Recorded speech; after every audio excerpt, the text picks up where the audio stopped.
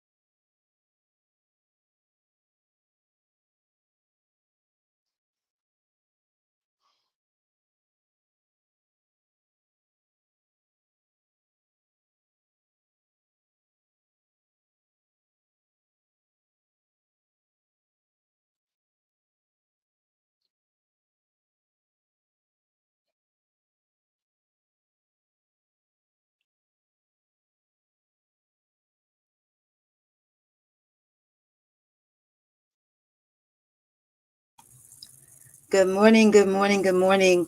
Welcome to New Kingdom Marriage podcast. We have a treat today. Instead of it being the girls, it's going to be the guys, and they are going to be talking about what guys talk about. So we get a chance to listen in and hear some of the interesting things that men talk about. Today's topic is Real Men Talk. So we'll be talking, well, we will be listening, but they will be talking about brotherhood and friendship and communication, and I guess a couple other things that they've thrown in. Welcome. Thank you all for coming and for participating. Good morning. Good morning. Good morning. Good morning. Morning. Can you all introduce yourselves, and then I'm going to turn it over to Rob. The oldest can go first. That might be me. Yeah. Hey, my name is Tyrone Williamson. Currently live in the DMV area. Happy to participate. Thank you for being here, Ty. My name is Adrian Jones. Everybody calls me AJ. I'm also in the DMV area pretty much all my life, and can't wait to have the discussion. Thank you. My name is Jules Watkins. I'm originally from Philly, so I'm a huge Eagles fan and currently living in the DMV. Okay. Next. Deion Backus living in DMV, but originally from New York City. Mm-hmm. Rob, are you speaking?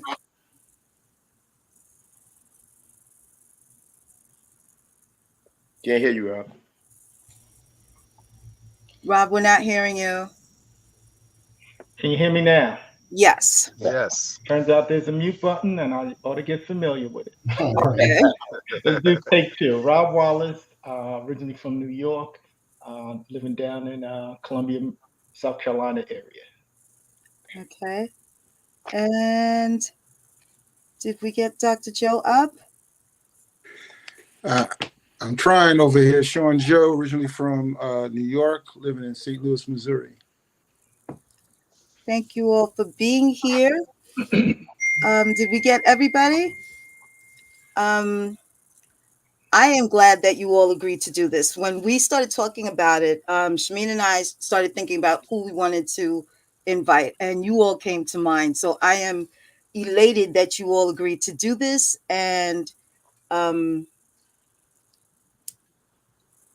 just happy that you're participating. Rob, are you ready to take over, or do you need me to hang out a little longer? Yes, ma'am. I'm ready to take over. All right, so then I will be backstage because this is all about you all, and I'm taking notes because I want to know. I want to know. All right, so thank you all, and we will see you backstage. Very cool. Say, Joe, your camera working, brother? All right. Well, hopefully you can hear us still. All right. Well, so thank you, Sister Tracy. Brothers, hey, when Tracy asked me to moderate this, I was a little didn't know how to do that. But then I was like, these are my boys, and so I'm excited to just talk to y'all, right? So I found myself waking up in the morning, writing down some additional questions to make this discussion savory, right? Tracy gave me some questions, but I put it this way: there's this old trope that says women tend to learn about men by asking other women rather than asking men.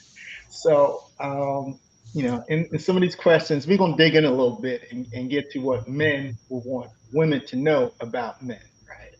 Absolutely. They can best answer it. All right, so let's kick it off with this. So the first question is, how did we all meet, right? So I'll throw that out to anybody. Well, I know I met brother Ty, and then through Ty, I met Jules and Dion. Shoot, this was probably, I'm scared to say 20 plus years ago now. 25. 20 years ago, I was thinking 25, right? 25 years ago, at a place that we all worked at called Digex. It was a place out in Beltsville, Maryland. And I think you were just getting into the IT world, Ty, and I was just getting into the IT world. I think, Jules, I don't know if you were already in IT or what have you. But, Yeah, I was. Okay, but we all met. We all just kind of you real recognize real. We enjoyed each other's synergy, and I know I ended up following Ty from job to job like over the next 25 years. And over that time, I got to meet Dion and what have you. We've been friends and family ever since, man. Yeah. Wow, very cool. Yep. So, Yeah, I think I met Rob in college in State University of New York in New Paltz. And then I met Ty when he came to work for the college, coming up from Detroit. And then I met Sejo in college also. What I can't understand is how the euphemism met. How they disguise it as we just met. Okay. You can tell the story. There's connections within the connections that we have. So Sejo is my sans. His line and my line locked up when we pledged. And Rob ended up being my dean. And hey, say what you pledge? Because it's probably the greatest fraternity in the world. Kappa Alpha Psi Fraternity Incorporated. There you Yes, go. sir. And then when I moved down to the DMV area, I met Brother Jules from Ty, and then I met AJ and met from Ty. So that's how I met everybody, on the screen. Yep. Yeah. So they seem to be, part frat, part a great friend introducing other people to a great friend. Because obviously I met Dion in college, and then I met Ty, and then Sejo, and then from there, quality men. It just extended out, right? They're the quality people that they knew. We got to know. So I met Brother Jules and AJ along the way, and Yep. again, it's that thing that I don't know, you call it birds of a feather or whatever you want to do, but Yep. you seem to gravitate or vibrate on a certain wavelength, and the people around you start to fall out to be good people. Mm-hmm. So yeah. So moving on, I'm going to ask the next question is, what is your definition of friendship and brotherhood? Ooh, man. Wow, that's deep. Well, I would take a swing at that question. Go ahead, knock it out. Friendship, both words are indication of a more than common relationship, if using in the true sense.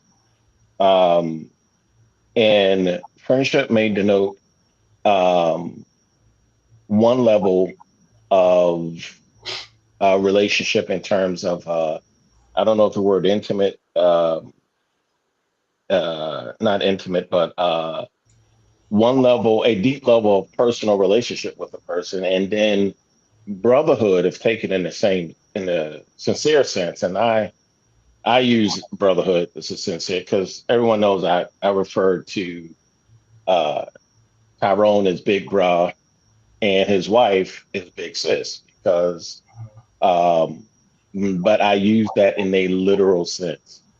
That's my big brother and my big sister.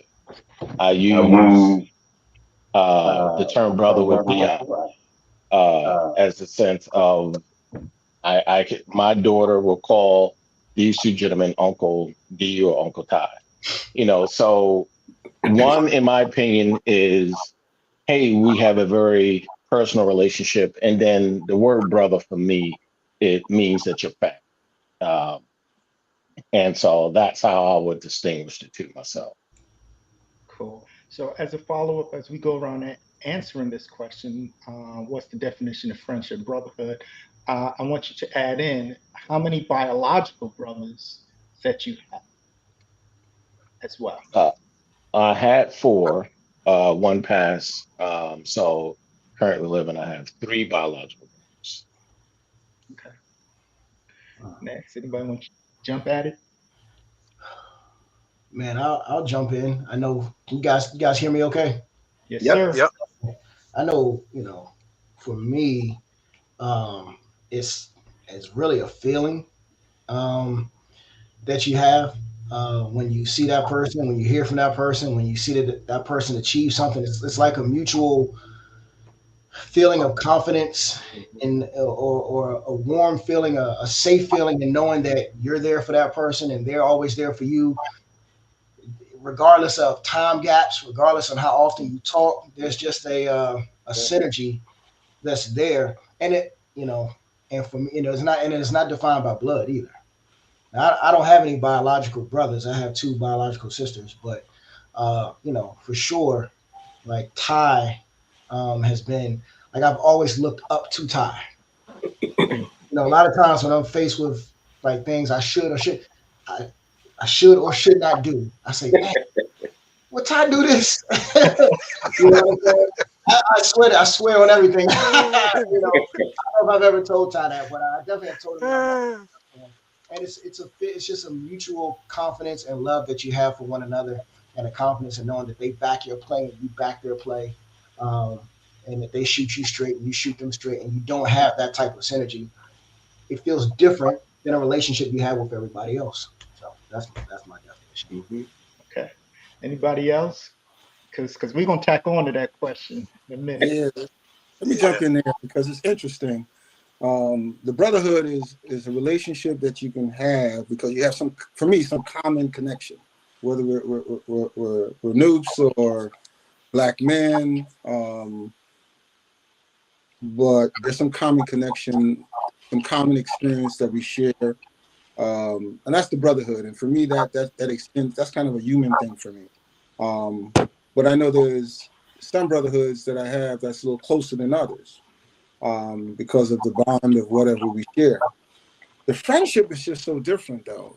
I'm really cool, and I'll see cats every once in a while, but the friendship is when you get even closer, and it's the frequency of contact there. It's the role that they begin to play in your lives. So again, it has different level of scale for me and different times. But the brotherhood, I see cats in 40 years, I see them in this big hugs. It's like we flash back to the last time we met, and that brotherhood is instant. It's like I don't have to. There's nothing I need to say there. I walk into a new state, and I'm connected with brotherhood because I didn't do anything personally, but they recognize that there's some common things, and that starts the relationship. So I think brother is the broader term, and friendship brings it closer.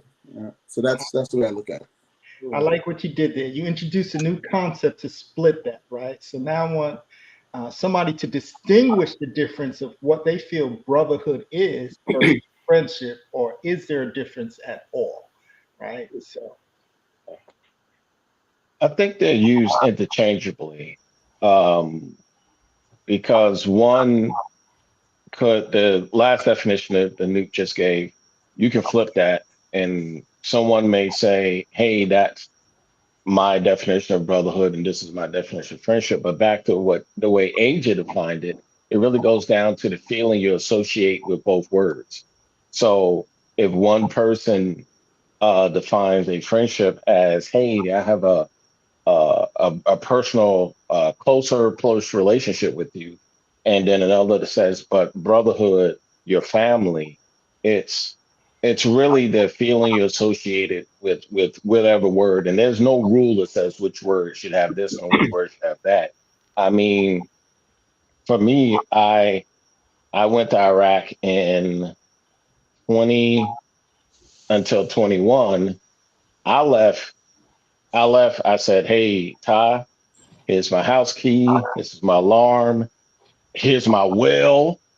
Like, you're the witnesses to my will. Like, I trust that they are my support factor, and as well as, I would throw Dion in there as well. I mean, there are people that I can count on. I don't have biological family in this area, but because I regard these brothers as family, they serve in the exact same capacity. So, it's a very personal definition, meaning one person may give theirs, another person may give a different one. But for me, that support that I get, and I never, this is something that means something that's important to me.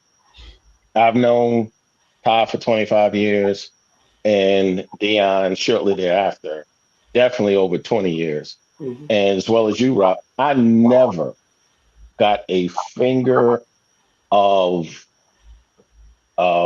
disappointment pointed at me, or, it was always support. Like, if I didn't do something right, hey, we can get you there. So anyway, I'm talking too long, but for me, it's the relationship that defines each word, and each individual may define it differently. But no matter which word you use, Right. It's definitely a word that means this person is a part of my life. I got you. So I'm gonna throw it out, and I'm gonna map this onto what we want other people to feel from the opposite sex of how we define things. Would you consider somebody your brother but not your friend? And would you consider somebody a friend but not your brother? Yeah. I mean, I think you can in some respects, right? There's some, depending on how, this person, or why you feel this, you feel somebody is your brother. In certain circumstances, like if you're just in the same, we'll use in the fraternal sense right now, right? somebody could be your brother in a fraternal sense, but not really your friend, right? Because they're in the same, say, organization or whatever. You can look at them as your brother, right? Let me jump in there and make it more personal. Okay. So not from a fraternity sense, but from a Dion sense, right? Who you call your brother, Okay. that's not biological, Mhm. versus who you call a friend. Is there a line, and then who you call your friend that you may not necessarily call your brother? So in a personal sense, Yes, sir. and so in a personal sense, um, I would say no. In a way, I really say no.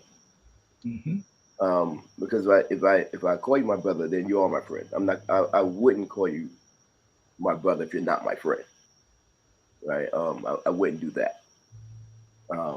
So personally, no, I don't. It's distinguish the two. Okay, got you. No, So, I distinguish the two personally. For me, I have a lot of friends who are not brothers. Anyone that I call brother is definitely a friend. That's for me. And at the end of the day, I don't think it. We're all still talking about a feeling, Right. right? And how we phrase it in our crazy heads is how we phrase it. But yeah, anybody that I call a brother is someone I'm going to die for, might even kill for. You know what I mean? And friends are cool. They're close and they're important. But it's a as they say, it's levels to everything. Mhm. Yeah. And so when I call you, I don't call everybody brother. That's true. I don't call everybody brother. So if I call you brother, I mean it, and it's a tick above You, a friend. I think I will agree with you there, AJ. You're right, because there's sometimes you do have friends that just kind of just Yeah, they're good people. they're cool, Yeah, but for sure, they're not as close to you for sure. as others. So yeah, I agree with you. I agree Yeah, with It's it's, I know I'll do time for him. I do time for time. You know what I mean? I ain't gonna do time for everybody. you. Yeah. I'll help Todd bury the body, and I'll drive the car. Because some people are just definitely fringe friends. Yeah, yeah, You know what I mean? They're cool, but they're not in your circle like that. That's true. Yeah. sure. Yeah. That's true. Yeah. I'm Yeah. gonna Yeah. throw out another. I'm gonna throw out another concept, mapping it on to this question, and get different perspective. Brother Rob, before you jump on, because Yes, sir. you switched up on us real quickly. That was slick. First, you had us on the brotherhood, which is a broader term, but now you're talking about brother. This is what I'm And talking I about. want to differentiate between brotherhood and brother. That's true. Mhm. As I was listening, I was like, wait a minute, we're not talking about the brotherhood. I got a lot of people in the brotherhood, but they're not that brother. Like Dion is that brother. Exactly. When I think of not even all my sins, but the ones I know, close. That's a different thing. That's and that often equate friend. So I'm with the group on that. But you switched me up a little bit because I was like, are we in the brotherhood conversation? Which is, I got a lot of brothers in the brotherhood, but they're Right. not brother. Exactly. And that's one of the distinction I wanted to tease out, right? Every brother that we call brother is not in that higher tier of brotherhood. True. So I'm going. This next question and this concept that I'm going to throw out there is going to kind of help you put that in perspective. So a while back, my new significant other gave me this, I guess, a poem or composition. It was called "Life is a Theater," right? And it's the gist is, be careful who you allow into your theater of life, and who are you going to put in the front row, and who needs to be in the balcony, because everybody can't have a front row seat to your life, right? So in terms of brotherhood and getting that tier, and friendship and getting that tier, again, you may have friends that's in the front row, but you may have some friends that you need to put in the balcony, and then you got some friends who you're not even letting in the theater, right? And I have those tiers. And what it looked like for me, I'll start it off is, I have some friends that I met from playing sports. I like to compete, I like to play sports a lot. So those are friends in terms of a competition, a game. I can hang out with them. I can go to a game with them, but they may not necessarily be my theater. If they are somewhere in the balcony, but guys like Dion, Ty, AJ, all the brothers here, you guys are my front row, right? I can open up to you. I can give you that exclusive view of my life. So let's put it in that perspective as what brotherhood and friendship is. And I like to hear from Ty. You've been a little silent there, brother. Hey man, it's been some real good discussion. Just a couple things. I do have 2 biological brothers, and another thing is just a funny note. Sejo's on this call. Hopefully Sejo remembers me from back in the day. I remember you. And out of all these years, I've seen Sejo coming up to New Falls. I never knew his first name was Sean. I was looking at the thing. I was like, Sean Joe. Sean Joe. Sejo. Unbelievable. So it's kind of funny. We get these, we have our nicknames and other names that people call us by. And over the years, you might know somebody for years and just not know that that's their name. But anyway, just thought that was a funny note. For me, if you're talking about, when I think of brotherhood, just to take a step back, for me, it's real simple. I think of it personally from the context of who would I trust to raise my daughter in my absence? And so it's real simple for me. And there's a small group of people that I would, trust to give that task. And most of them are on this call. My 2 biological brothers, obviously, and the cats that are on this call. So, and once you start to kind of, get far outside of that, that's for me, that's people that I consider to be brother. So when I call you brother, I say, hey, this is my brother. As has been said, these are people I know I can count on. I may be able to count on them for different things, but I know that I can count on them. I know they have my back. I'm going to have their back. And I trust them with my prized possession. Whether it's my daughter or if I'm not here and my wife needs assistance, I know that these people are going to be there to take care of her. As you said, we all have friends. Dion, I mean, this joke can know people all over the planet. You cannot, I challenge any of you to go somewhere with Dion and find a place where he don't know nobody. I mean, if somebody is gonna walk up and be like, yo, that's Dion, right? So, and I know Dion is not close with all the people, right? He makes them feel that way, where they feel like, wow, man, I am Dion's best friend. Because that's just the kind of dude Dion is. However, I know that his circle of people that I would consider to be brothers are a lot smaller. So so we have those, I think we all have those folks that are out there, associates / friends, but brothers is on a whole nother level. Nah, that's good. So we can talk about that a little bit, right? So I know you said there's people you trust to raise your family, be near your family, be intertwined with your family. So going back to this analogy of a theater in front row seats, what is the criteria you look for in a person to allow them to be in that front row seat?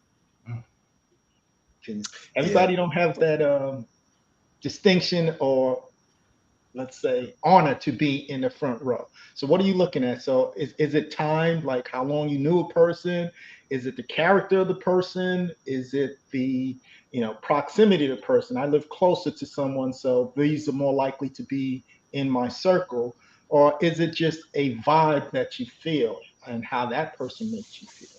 So for me, it's definitely character.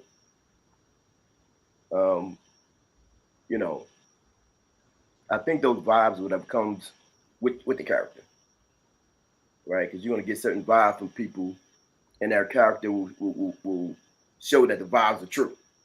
You know what I mean? And going back to, I really have 3 biological brothers. One that I grew up with.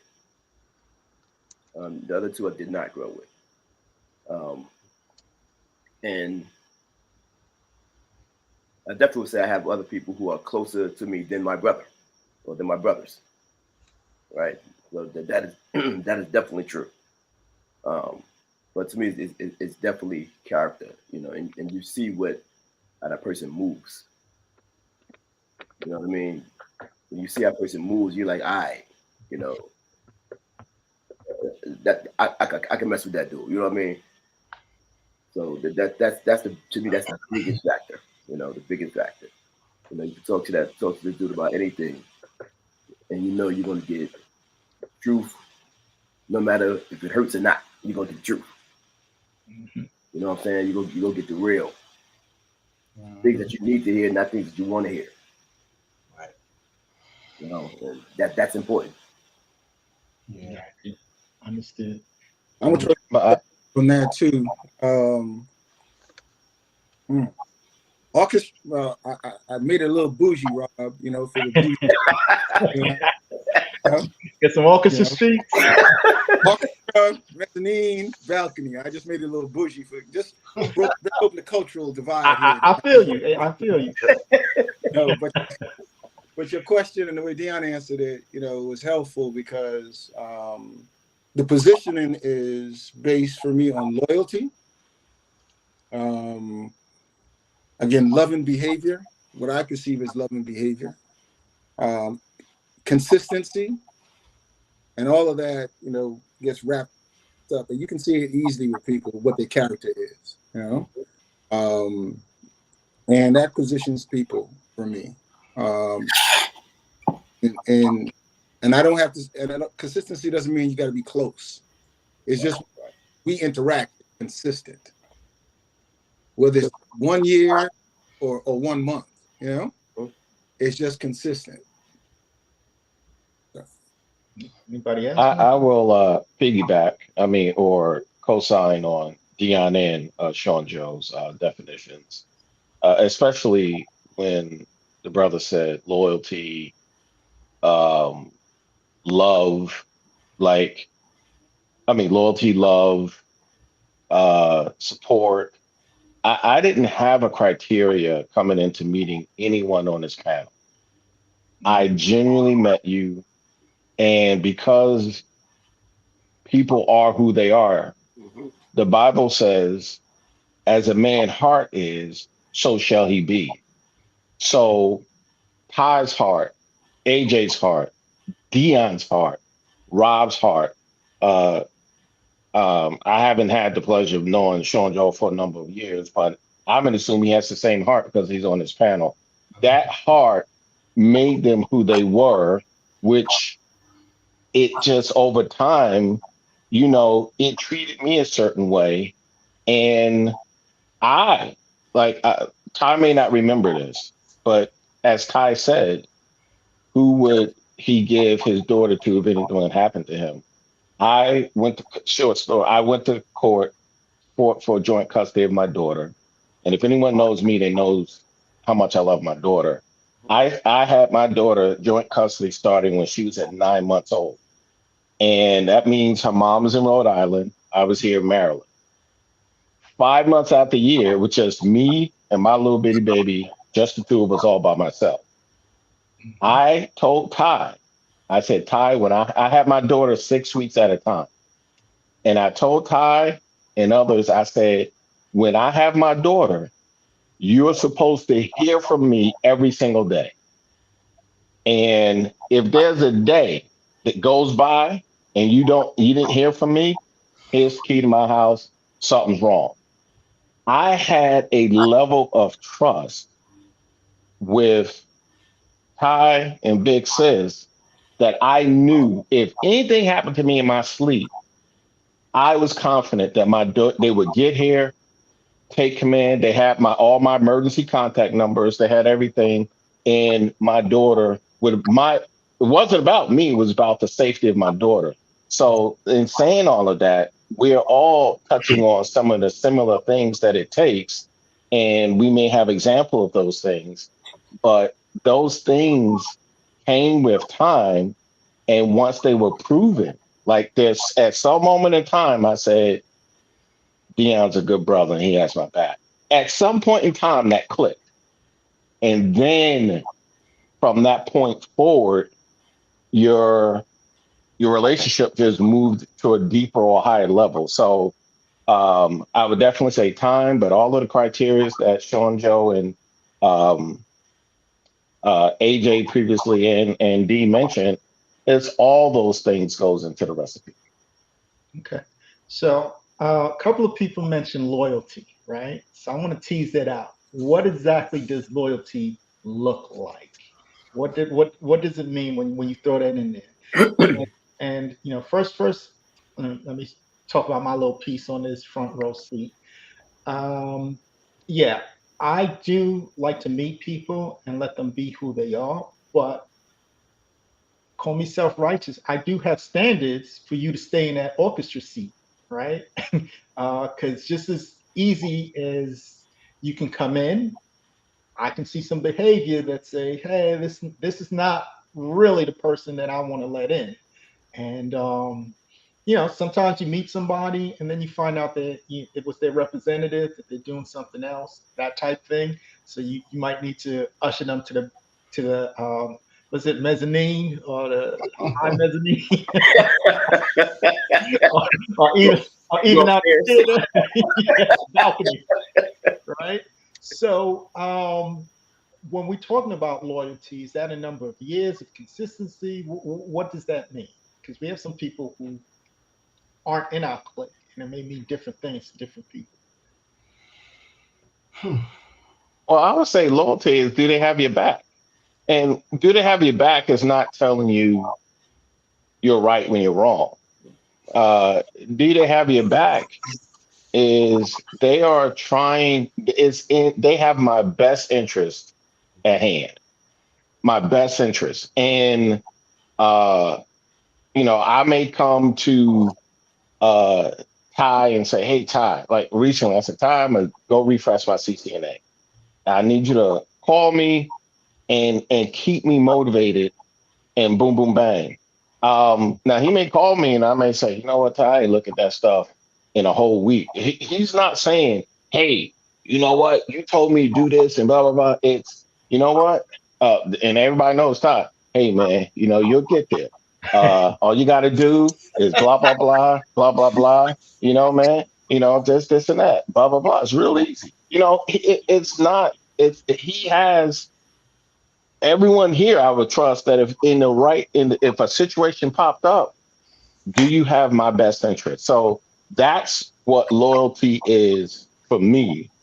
And everyone knows I'm heavily in the ministry in my church. So, when they caught the woman in adultery and brought her to Jesus because they was about to stone her, it wasn't about was she right or wrong. She was dead wrong. But Jesus said, he who was without sin cast the first stone.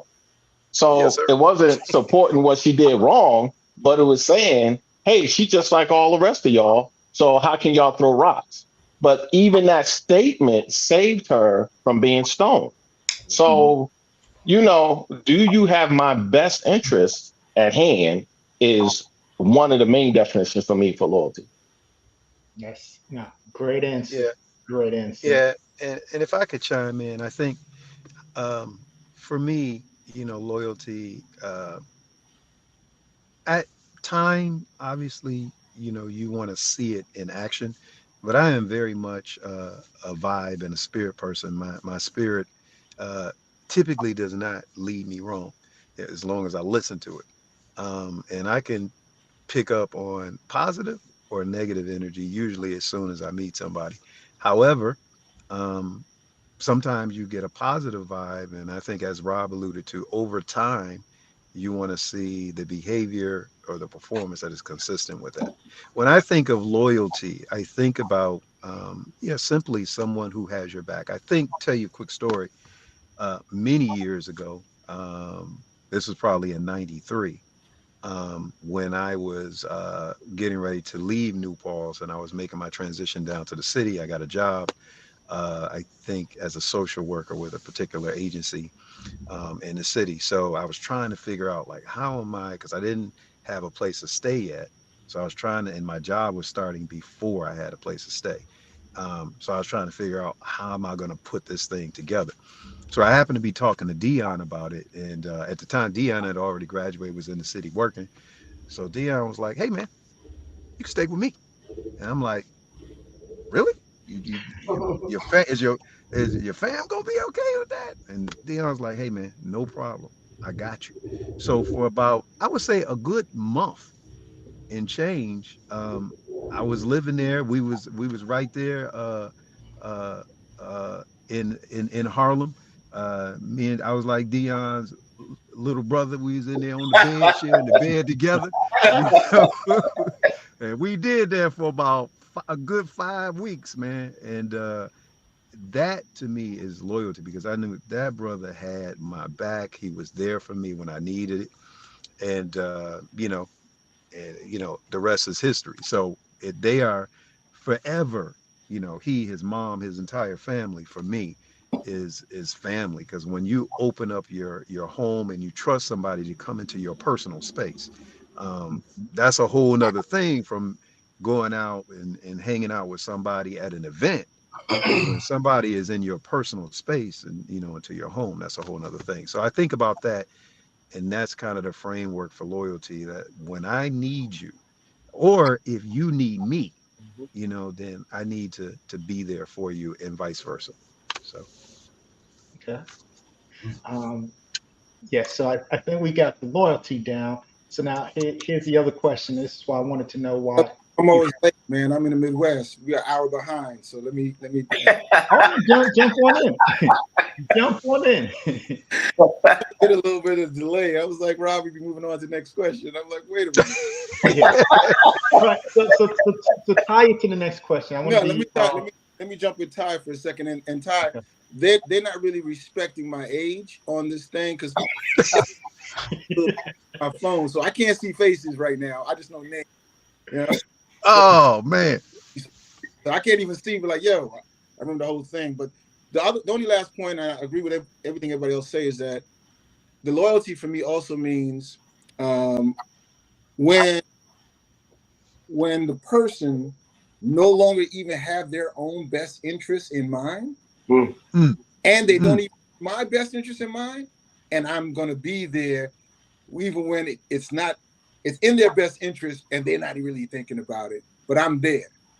So for me, we can get past language, because I know that I express to them that I'm there. Not that you're right, but this might be right for you. So I'll either pray into it for you, I'll stand with you. But that's the other point about loyalty for me. So even when I can't see it and they see it, that's important. And then in most of my life, most people, I don't even know the thing that they have done for me when they stood in the gap. And you can tell in that vibe thing, you can tell that they've done that, or you find out later that they stood in that gap. Yeah. So that's important. Absolutely. So I'm gonna come back to you on that, right? So that's a great addition to the whole loyalty. So I asked you guys, do you guys have biological brothers? Some do, some may not, right? Do you find that you have any friends that may be closer to you than your actual brother? And tell me about if you want to share a little bit about that dynamic. So I'll be the first one. I have 5 brothers. I'm number 5 of 6, and we spent most of our lives, somewhat competing against each other with different age ranges, right?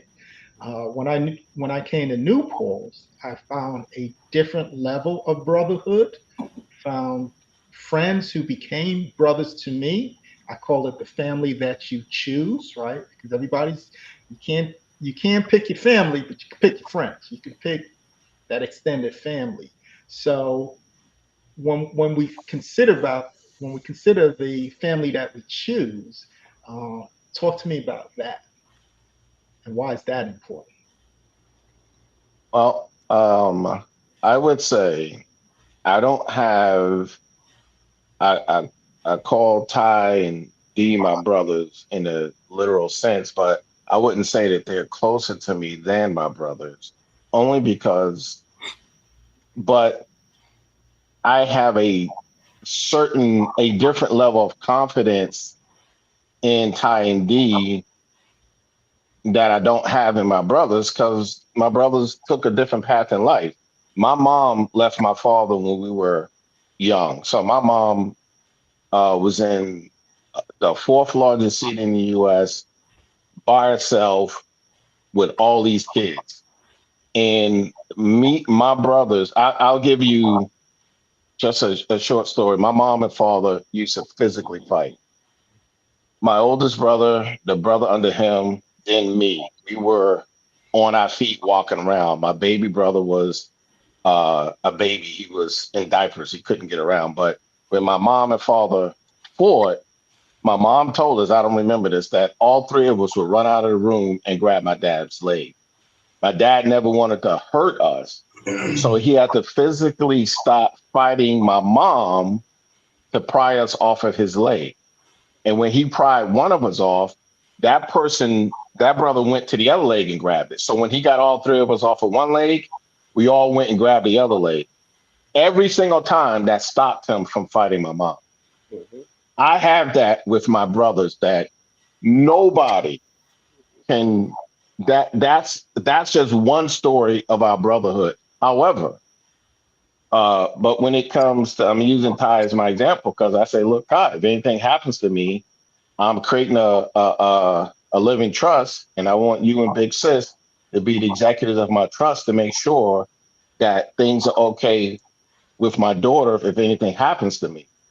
Ty and Sherland has a higher level of competency financially and educationally. That doesn't take away any of my brotherhood from my natural brothers, but Ty is the brother that if I needed this, he's the one I can go to. So I wouldn't necessarily say that one was more closer than the other, but one is more competent than the other, that I have the same level of trust in Ty in his level of competency in that area as I would any of my biological brothers in any areas that they were competent Got you.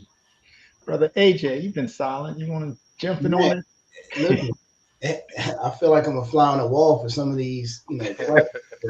There's so much to take in, and it's just had me, my wheels, spinning. But I have two sisters, but I've never subscribed to the fact that blood makes you family, and that's not to crap on my. I love my family, so that's just saying, just as a rule of thumb, I knew early that for whatever reason, you just have connections with who you have connections with, and some of that, it's undeniable.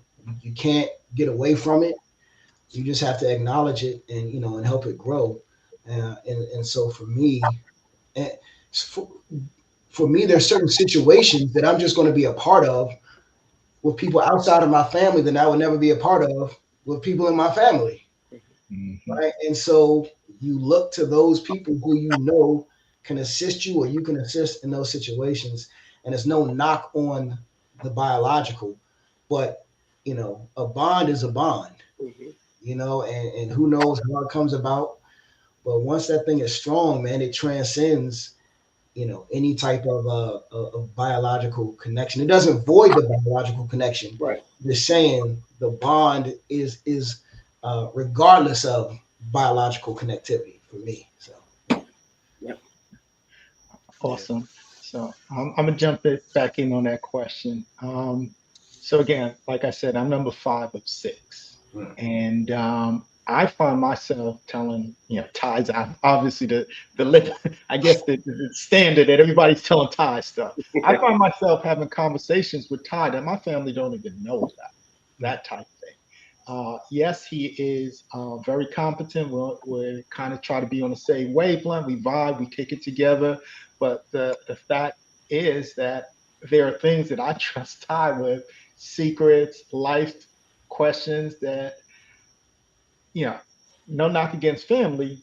I don't go to them to tell them these things, right? But now the question is, if you find yourself in that situation, have you try to go back and say, obviously, you're older, you're grown, different mindset. So you go back and try to fill some of those gaps with your biological. Hey, because I look at it as this way: Ty's my man, 50 grand, best friend, whatever. But I should be able to take some of that love that I direct towards Ty and try to rekindle or capture, I don't know what's the exact word, but have that with some of my brothers. Not the exact same, but a little bit more. Do anybody find themselves doing that? I would say no, only in the sense because, and I'm gonna use a real simple analogy. I love peanut butter and jelly with some sliced bananas. I can eat peanut butter and jelly and a glass of milk all day long. There's some people out there, if they ate peanut butter, their throat would close up and it would be a life-threatening situation for them. I'm only using that analogy to say that people are different. What Ty is built to do, my brothers or Dion, AJ, you or Sean Joe, I mean, everybody can't do everything. There, people are made differently, and you can't try to, if they are square, you can't try to force them into a situation that only a circle can fit into. So I relate to my brothers or friends or non-biological brothers to who they are. And that's just, everybody can't be everything in your life. That's why I believe the Lord puts certain people in your life, because where your biological may come up short, you have all these other people, and together you now have family and extended family, and you're well supported, not because one, two, or three could do everything, but one, two, three, four, five, six, seven, eight, and nine. Now you got everything taken care of. So for me, I wouldn't try to force someone who wasn't built like that to be that. Yeah, I feel like every relationship has to be authentic in its, in how it operates. And if you find that you can use one relationship to help you exist in another relationship better, but you can't try to duplicate it, because it's not fair to you. It's not fair to the person that you're putting those expectations on, the expectations that you have set, by someone else. You know what I mean? So I don't think having one relationship doesn't void the importance of another relationship. They're just different. They're just different, and each one has to be, respected and cultivated. It's just different. That's all. Yep. Yeah, I was on that same tip. I have two younger brothers. I have three younger brothers. One died. And because I'm the oldest brother, and the age differences, again, I'm on that same point as AJ. Those are good valued relationships. That brotherhood is for what that brotherhood is supposed to be. Mm-hmm. I'm closer with some of my noobs, my brothers, because again, we spend more time, we build more.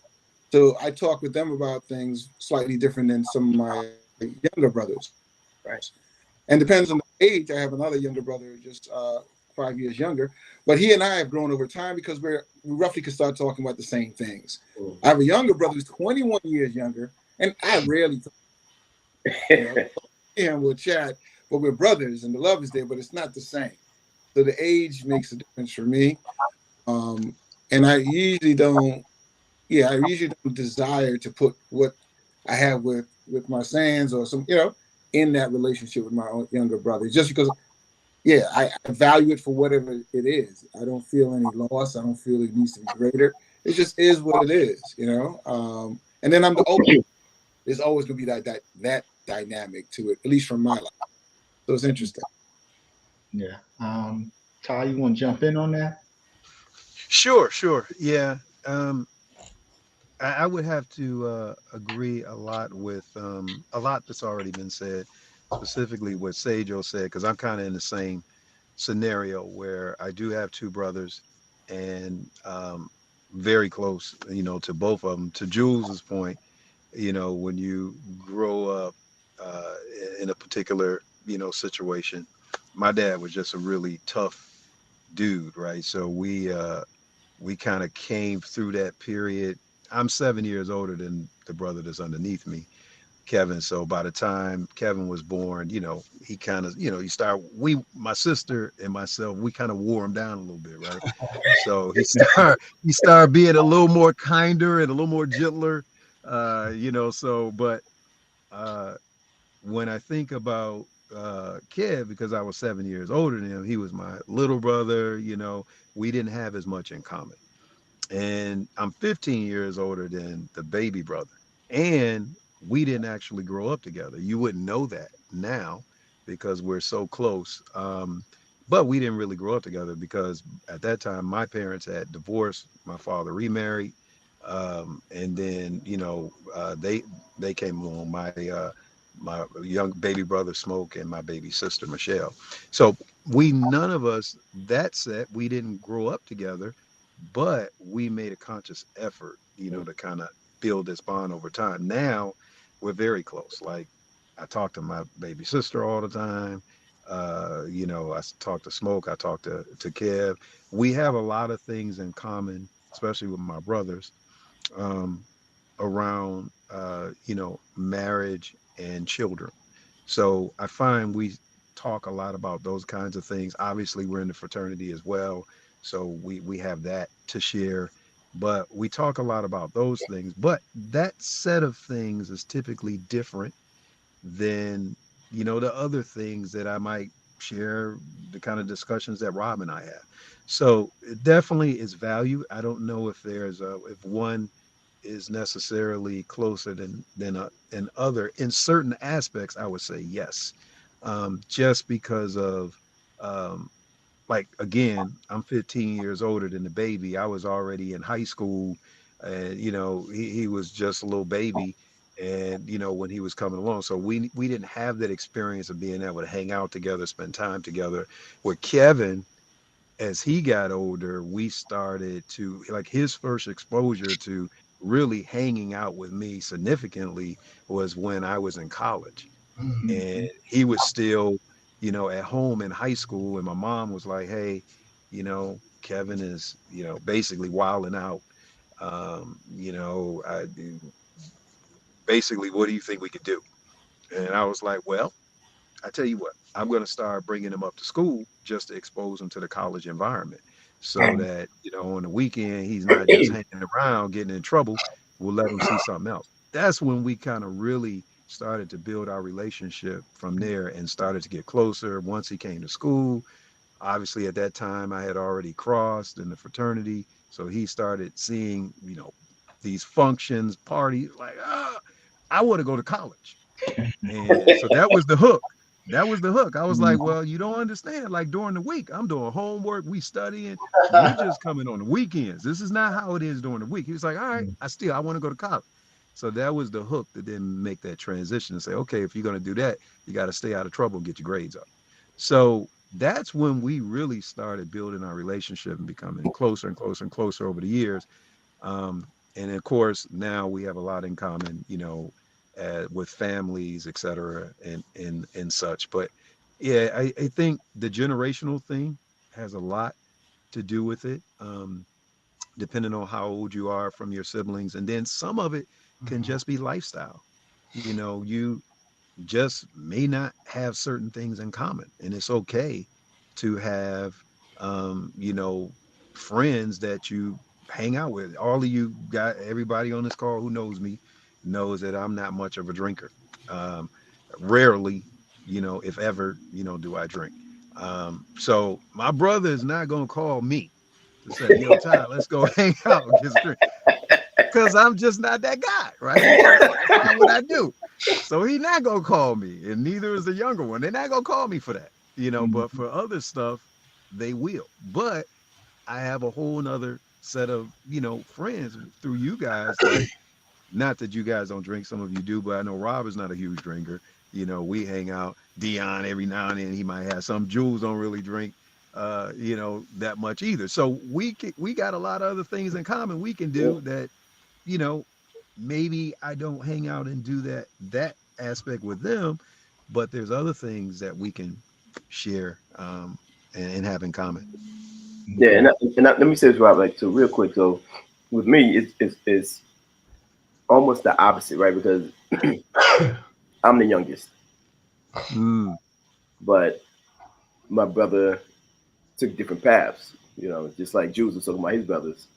You know, he took a different path, and we're 4 years apart. So growing up, we weren't as close because 4 years is a huge difference, right? You know, realistically, in life, it's a total different thing. You know what I mean? You're in high school, you know, or you're in junior high school, they're in high school. It's totally different what's going on, right? And the fact that, you know, he never went to college, just that, and the third, totally different aspect. So it's only, you know, years later when he can understand some of the things that, you know, I can say to him and he can relate to later on. You know, when he, you know, finally calmed down some, right, and can understand some of the things, you know, of you know, the type of friendships that I have, you know, he's met, you know, a lot of my friends like Ty, you know, Ty's not my brother. Yeah. You know, and so he can relate to who my friends are and why they are my friends and why they're so close to me. Yeah. You know, so to an extent, yes, that you can use friendships that you have with other people to help that relationship with your siblings. Yeah. Right? You can to an extent. Not to say that they're going to play the same role, but they can respect each other's roles. Gotcha. That was spot on, right? I'm gonna cap it off, and I'm gonna pivot to some off-script questions that I wrote some favorite stuff. So I guess I should have put close in air quotes, right? One of the things I try to do now is I understand that, you know, my brothers and I didn't really grow up in a particular house of air quotes love. Well, we told each other how we felt about each other, right?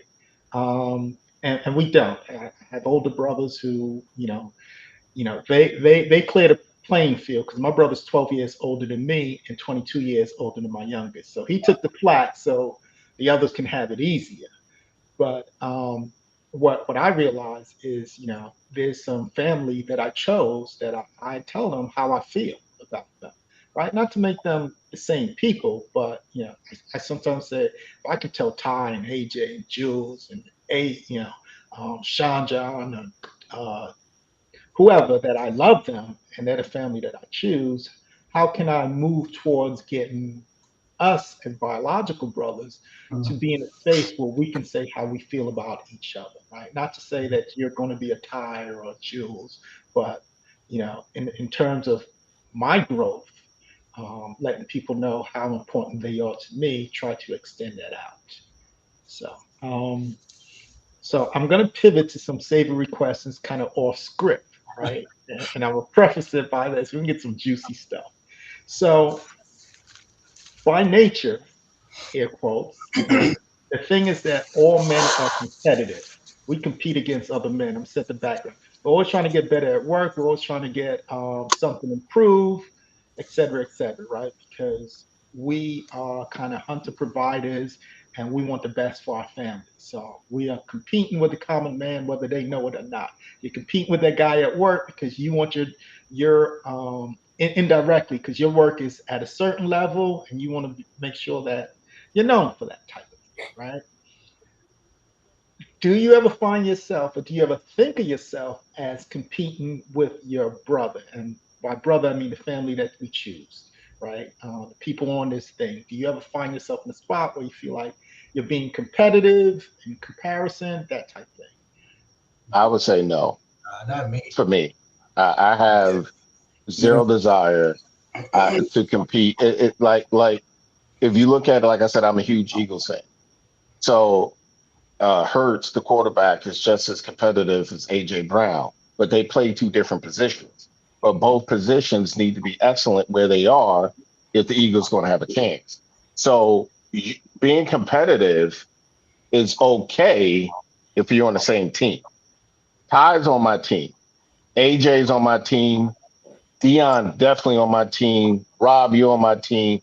And Sean Joe, I just met you today, but you're on my team too because you're new. So I mean, we're on the same team, and every team wants their teammate to be the best because we know as a team we gonna get that ring. So if I know, that's why I called Dr. Ty. I'm gonna refresh my CCNA. If I have problems, I know how good Ty and AJ are. If I have a question, I know exactly who to call. So I appreciate them being on my team and being as good in their profession as they are, because that gives me a certain level of confidence in my future success. So I don't have any desire to be competitive with my team. I just have a desire to be a team player on my team. That's an excellent answer.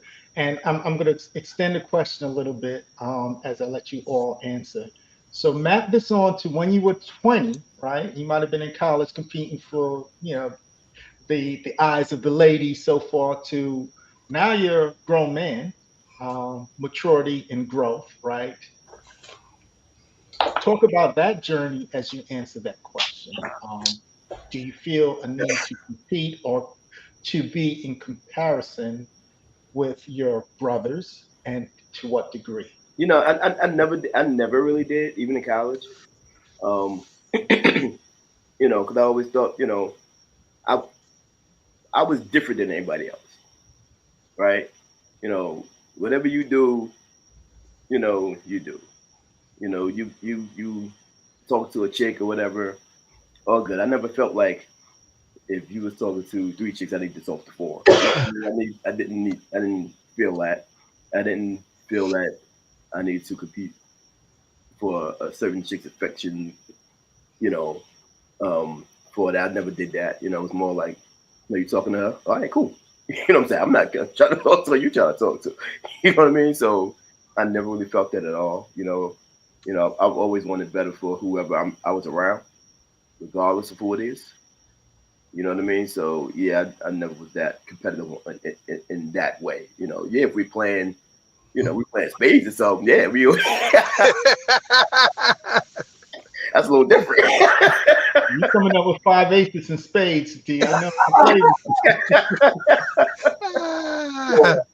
But in life, that's different. You know what I mean? That's different. I always want you to do your best, and I will always try to help you do your best if I can. So yeah, I know I'm a competitive person by nature. Like I'm competitive, but it has its place, and I think a competitive spirit can be very dangerous. It can be very cancerous, and so I think because we're all human, we all want to get the feeling of being number one in some arena, whatever arena that is. You know what I mean? But it has to be contained, and there's a big difference between being motivated by your brothers and competing with them. And so, like, when I look at Ty, and I'm like, God, Ty got another house. That motivates me to do better. Never once did I say I gotta beat Ty. I'm happy that I have somebody, a North Star to look at and say that's what that's who I want to be. That's who I want to pattern myself after. If that's not competition. That's motivation. Yes. Yeah. There's a place for wanting to destroy somebody you're playing against. Right. You know what I'm saying? And then all the other things that we've talked about loyalty, but that mitigates that feeling when you look at your brother and say he's doing well. There's no competition there. There's admiration, and it should motivate you. If you feel anything else other than motivation, then you ain't being a brother. You know what I mean? Yeah. And you ain't yourself. You ain't being a brother. So yeah, so I never wanted to best my brothers ever. Yeah. No, that's beautiful, AJ. Very well said. I think for me, coming from some of you, most of you I ran track, in college, high school, etc. So as a track athlete, you always, when you're coaching, the youngsters, you always tell them you're not competing against the person next to you. You're competing against the clock. Mm-hmm. So they get a false sense of comfort because maybe they won their heat, but there's 7 heats. So there's other times that you have to be. So we're always telling them, you got to be the best person, best version of yourself. You want to beat your personal best. And if you continue to beat your personal best, then, the success is going to be there. And I've always felt that way. I'm just focused on how can I be better, be a better version of me, because we all have gifts. Each and every one of you have unique gifts, on this call, things that, as Dion said, only you can bring to the table. It's just you. I can't be Jules. We call Jules Green Mile. Cheryl and I, if you remember Mike Clark Duncan in the movie, because he's so big and muscular, we call that joke. I am never going to be Green Mile. I don't have the body structure. I ain't gonna have muscles like Jules. It's not gonna be me. So I have to be the best version of me, that I can be. So, and I think to AJ's point, if we find ourselves, in the mindset where I got to be better than Dion or Rob, then we're not being brothers. We should be motivated. We absolutely should be motivating each other to, hey, get up off your butt and get this done, and if you're saying you want to do this, then do it, right? So we should be motivated by the actions that our brothers are taking, but never ideally where we're kind of rooting for them quietly to lose. Right. That is cantankerous. We don't want to do that. From a sports perspective, that's understood. We're all competitive. We play to win. So to Dion's point, we sit down on that spades table. I don't care who you are. I try to take you down. So, but otherwise, no, I'm always, man, I want to see these guys win. And anything that I can do to help, then that's what we should be. I think we should be doing as brothers. Cool. Doc Sajo, you chimed in on this? I don't know if you. No, in my field and profession, when it's been said, you just go, it's been said. It's well done. Okay, I feel that. So throw that out there because a couple of things, right? In growth, you understand that the universe is abundance, right? And what Ty has doesn't mean I can't have something else. That's what's for Ty is for Ty. So I'm his biggest cheerleader. I'm everybody's biggest cheerleader to get what you want out of life or what you say you want out of life. And that doesn't block me. But sometimes in the community of males, and particularly in the Black communities, we have this crab in a barrel thing, thinking that if somebody's excelling, that means it's not enough for you. So I love what Brother AJ said about motivation. It should motivate you, right, to do better. And what somebody else's success is does not mean you can't get that too. It's not decreasing the pie that you can't get yours. It's if you come from the law of abundance, there's an infinite opportunities and things out there. Just get in there. So I want to pivot that because I'm gonna open up some question about misconception of women, right? That I believe, right? So when people say, why can't you be like so and so and point out a friend, know that we're not competing against each other. We're just being motivated. Now, the question at hand is how important, or is it important to you that your significant other, what they think about your friends, what they think about your brothers, what they that they like your friends? Is that an important aspect that you even factor in? Are you asking that question, asking that for our preference, or? Yeah, well, just generally, how do you carry that? Is it important that your significant other, I'm not going to say liked, but gets along with the friends that you choose? My answer like our folks. Can you married guys? Do you need some intervention here? Do you need me to? I know. My significant other has to like my brothers because my brothers, in some form or fashion, is me. Mm-hmm. So if you're looking at them cats and like, yo, they some trash, then you're looking at me for real, or you haven't seen all of me because I'm reflected in all of them, and I'm counting on my brothers to tell me if they think she's trash. It has to be a synergy, like because it's like when you get married, you marry your significant other's family, Right. Mm-hmm.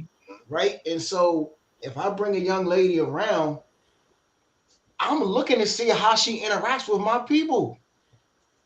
I already know how my people are solid. I already know how they're going to interact. So she can't interact, and that's in that loving circle. We got problems. We got problems. So that's so yeah. And I would expect her to feel the same way about me. I mean, I think it goes both ways as well. Like I would represent her when she brings me around her girlfriends or whatever, whoever she holds near and dear. You know, if I'm the sore thumb in the room, that's an issue. You know, either way. Yeah. So yeah, let's cut it I right. would say that I don't expect my significant other to always get along with my brothers. I mean, even with my biological brother. I got one brother. I mean, this dude walks by his own pride to the point where it's self-destructive at times. And he gets on everybody's nerves. So to say that that he won't get on my significant other's nerves, the same thing that irks me, it's the same thing that could irk her. So I wouldn't rate her high or low if she got irked or didn't get along with him. But the fact is, can you be family? Right. Because even though my brother irks me at times, he's still my brother. We still family. So if getting along is one thing, but can you be? We all have family members, whether it's a brother or a cousin. Or this one don't get along with that one, and blah blah blah. But if anything happened to the family, can they come together and be family? That's what I will be looking for. Can you be family is different from will you get along with my brothers? So I've never had in 25 years, I've never had an argument. I mean, with Ty, Dion, AJ, and you may say, well, we've had plenty of times to be around one another to have not gotten along, but we don't agree on every point, Right. but we agree to disagree, but at no point was our brotherhood or level of family ever in jeopardy. So can they be family is my question. And that means they can survive not getting along at times. Okay, cool. So I want to twist that, and when we talk about brother, we're going to exclude the biological and keep it on the brothers that you choose, the family you choose. So give Saja, Ty a chance to respond to that. I'll tell a quick little story. So Sans of mine was getting married. We don't, he delayed it for a long time. We know why. We know who he is. But I was going down there and with another frat brother of mine at the wedding. It was in Jamaica, for those who know. So that might be ringing some bells. And it was very important to me and this other brother that the wives were plentiful, right? The wives was there. Maybe you was in attendance, I think, at this event. I believe so. That the wives saw us in the best light, and it was important to me and the other brother who I was traveling with at the time. The point is that they do matter, and how our friends show up and our brothers show up. I don't pull any. If I was in a position, I wouldn't pull my wife in a situation where she would be introduced to the brothers, not just those in their brotherhood, because I can't account for all of their behavior. But yeah, I would want my brothers to like a significant other, and vice versa. But is it a requirement? Is it, as we say, absolutely necessary? No, but it would have an impact, you know. But it does matter. I guess that's my point. It would matter how I show up and how they show up. Just aside, brother D texts me that his internet failure. He's gonna try to get back in there. But I'm gonna let Ty answer that question. I definitely think it's important. It's a strong, factor. Obviously, uh, a significant other may not like every friend that you have, for specific reasons. They may have their reasons, but people that I consider to be brothers who are in my inner circle, ideally, and for all of you guys that are on the call, my wife, Cheryl, she has, even independent relationships with some of you guys. Even sometimes, I spoke to Jules today about so and so and so. So you guys have your own relationships as well, but she trusts and know that each of you guys are going to support me and you're going to support our marriage. You're not going to be antagonistic to that. So I think that's very, important. You guys are the guys, we take our brother's trip uh, every year. She's comfortable. I ain't got, nobody is calling like, what's going on? She knows, you know, who I'm with, right? In terms of brothers and the energy that I'm with. So that's, what's going on. Say, quick story. I don't know if you remember this, Rob.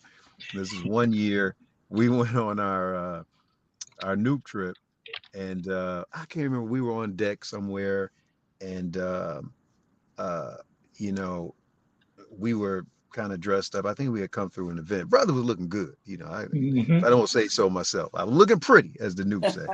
And this lady, very very politely, walked up and gave a compliment about how nice I looked, and proceeded to try to give me her number with her cabin number. And Rob was standing right next to me. So my boy Rob took the number and threw it in the garbage, ripped it up and threw it in the garbage. That's what you call a brother, right? You know. So, but again, my wife knows that about her. She knows the kind of brothers that I deal with. So from when you're at certain events and certain energy, she knows that the cats that I am with are not going to let me get into any trouble from standpoint of whether it's health, life endangerment, whatever it is. Rob's that guy, Dion's that guy, where it could be something going on, like, yo, Ty, what's going on. Me, another quick story. I had taken Rob up to Baltimore one time, and we were going to see this building that we were thinking about investing in. So Rob's with me, and there's this dude that's taking us in the house. Dude look a little unsavory. And so the whole time, Rob's like, you could tell Rob's got his head on the swivel, like, yo, I don't trust this dude. He's looking. Meanwhile, I'm looking at the investment, right? I'm looking at stuff, looking up. Hey, is the roof leaking or whatever? Meanwhile, Rob is like on this dude the whole time. So meanwhile, he has a discussion with my wife afterwards. And of course, Cheryl's like, oh my God, I'm always so worried about him when he's up there. And Rob's like, yo, I had your back. I was watching this dude. So again, that's when it, from an energy standpoint, and from, it feels good that my wife is comfortable with all of my brothers, people that I consider to be each and every one of you guys, AJ, Jewel, whomever. She is comfortable. We could go from here to wherever, and it's not going to be a problem. That there are some people, there are some people, some of those people could be family members, that she may be like, oh Lord, you going with who? Like, because you're to what Sejo said, if you go to an event and you're showing your behind, and then people understand your character and what it is that you're doing, and you don't you ignore lines, like you get that cousin or somebody who's married, and then they come in to a function, and then they go into your wife talking about, hey, who's that chick over there? She's like, what? You married? Like, why you asking me about my friend? So, and then you invite me to go somewhere with you, then she looking at me a little crazy, right? So, those kind of people, you don't want to be in that situation with your significant other. You want them to feel comfortable. Again, they may not vibe up with everybody, but you don't want it to be for reasons that have to do that are significant character flaws. Could just be that their personalities don't vibe up. That's fine. That's not an issue. But when the concern is that someone could this that trouble follows a particular person, so ideally, like, do you have to be in that person's space all of the time? That's a different kind of question. So Yeah. my take on it. So I'm just going to quickly tell how I feel about that question. I think I find myself in a situation where my significant other has to understand what seat a person plays in my life, where they sit, whether it's orchestra, mezzanine, balcony, out back.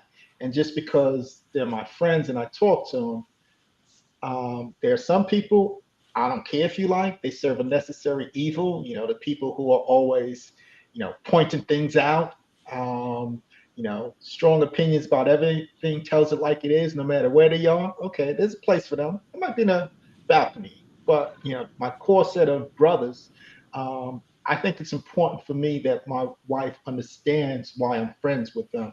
And I also think just because of the way they radiate and vibrate, she'll understand. So I'm going to pivot this question to bring in a little bit of personal, well, not personal. Let's bring it to the church. I'll just ask the question because this came up in the comments. How does your relationship with Christ strengthen your brotherhood? And how does the word of God help you model brotherhood?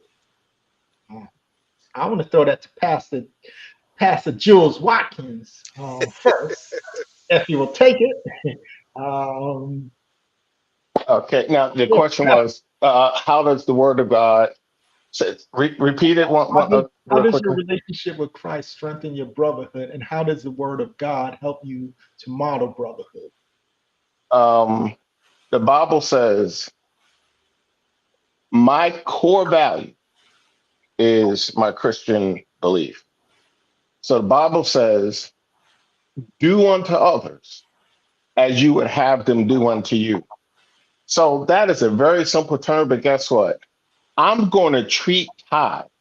The onus is on me to first, without reasoning, the reasoning is myself.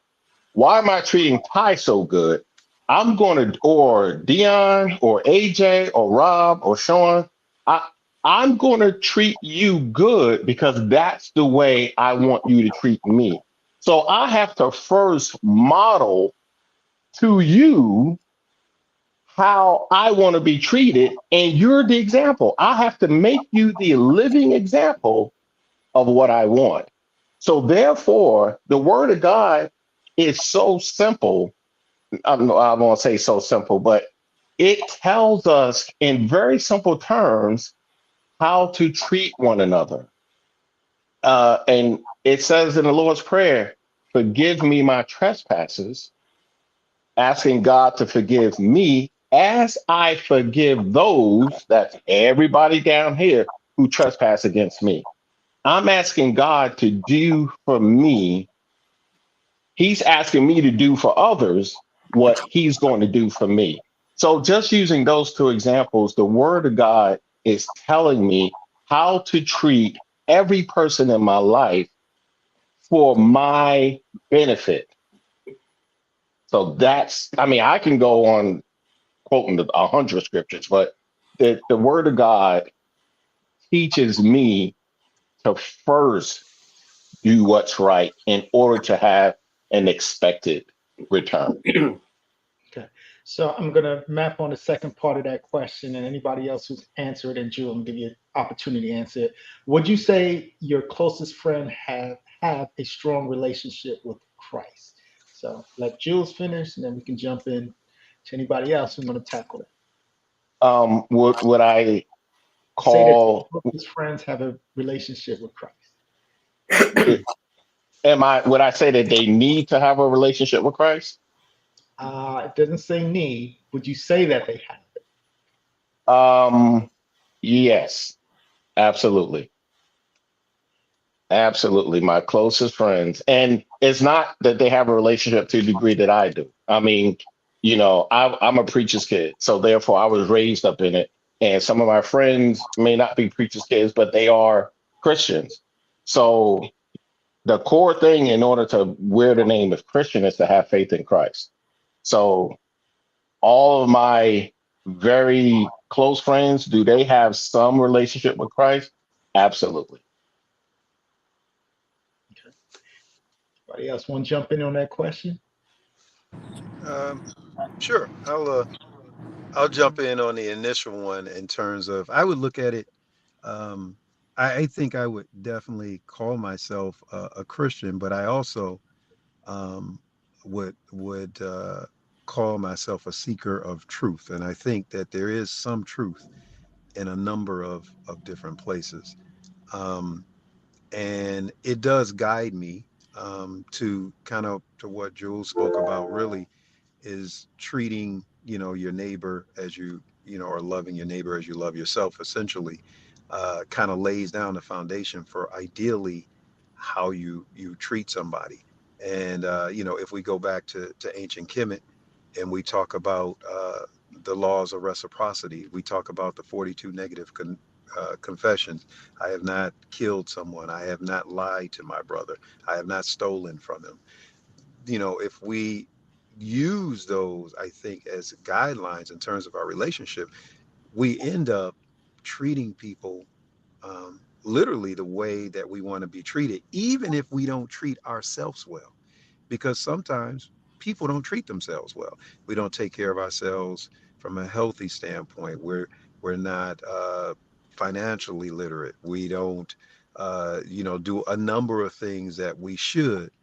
Um, but even in that state, if you're not treating yourself well, you don't want to treat somebody else bad. But you want to model, even if you're not taking care of those things for yourself, you want to model what you would like to be as you're dealing with your brothers, right? You want to make sure that you are giving them the best, at every interaction, whatever it is that they need. So for me, um, from a spirituality standpoint, that would be what it was. And you asked a follow-up question. What was that, Rob? Would you say To your that, closest friends have strong relationships with Christ? I would say all of my closest friends have strong spirituality. It may not necessarily be in an organized way in terms of in belief in Christ, because a lot of people don't grow up in the church. They don't necessarily know the what I would consider to be the ritual of religion, but from a spirituality standpoint, and you see that based on how they conduct themselves in the way that they treat you and the way they treat the folks that they love most in their life. Yeah, I would say the same thing. Say most of my friends have some kind of spiritual relationship in some shape, form, or fashion.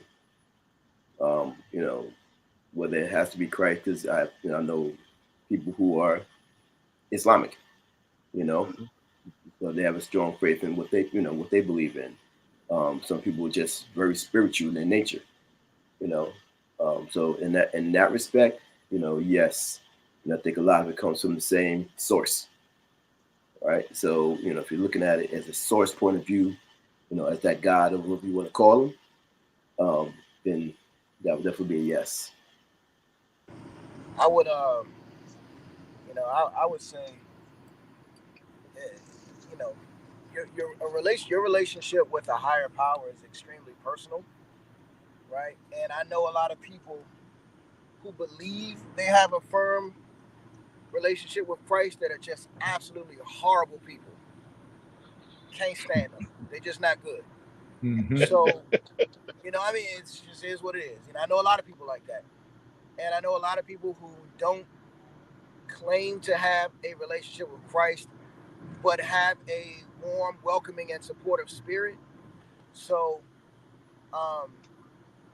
I don't put that as a criteria. The criteria that I put on is, how do you manifest your affection for humankind? How do you manifest your support of those you profess to love?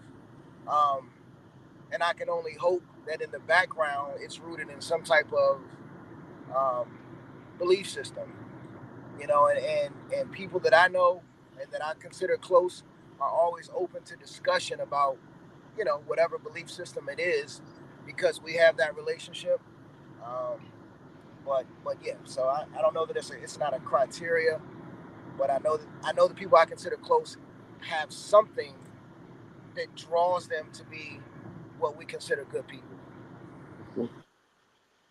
I agree with all the sentiments, but AJ, you summarized it very well in the way I would look at it. So everybody has a connection, but it varies in how they want to express that, whether it's Muslim or Christian, but they believe in God or higher power. So I would say that's generally where it is for me. And the interesting thing is that it's so funny. Even if I'm not smart enough or clear enough to know that I could or should evaluate my relationships based on, I'm a Christian on my faith, God usually works it out, Mm-hmm. to move those people in your circle or move those people out of your circle, at least in my experience. So, so it's always present, whether or not it's up front, it always comes out in the nature of our interactions. So Yeah. Well said. At the end of the day, got to work it out and put you where you need to be and bring people into your life or move them out of your life. You may not even have to lift a finger. So I'll be there. For me, to answer that question is one, I try to conduct myself with a certain moral ethic, ethos, whatever you want to call it, rooted in spirituality, that you do unto others what you would have them do unto you. I don't necessarily seek a person out based on their spirituality. What I do is I just vibrate, and those who are my wavelength will come into my space, whether they're sent there by God or however they get there. That's what it is. And I think as I grow, and people come into my space, I'm also open to say, hey, there may be some differences. They may be coming into my space because they want to learn something, or they may be teaching something. So I just try to stay open with that. And then again, give them the right ticket for my theater, which is, orchestra, mezzanine, balcony, that type thing. All right. So here's what I want to do. I want to pivot and hope to give a different sense of what this topic agenda was, right? So this real men talk. I hate that phrase. I really, really hate when people try to define what is a real man, right? Because you have all kind of men and you're going to get different definitions. So what I like to think of it is when we talk about men, we're talking about grown men, understanding their role in family, friendship, community, and the world, right? Their relationship, what they're here to do, to be of service, that type thing. So I would like to try to knock down this whole real men talk. How y'all feel about that? Oh, this is a real man. And I don't think it can be defined by any group. I certainly don't think it can be defined by women or should be defined by women as to what a real man is. What are your feelings on that moniker, real men? I definitely agree that it shouldn't be defined by women, right? Just like, womanhood shouldn't be defined by a man, right? That's hard to say. I mean,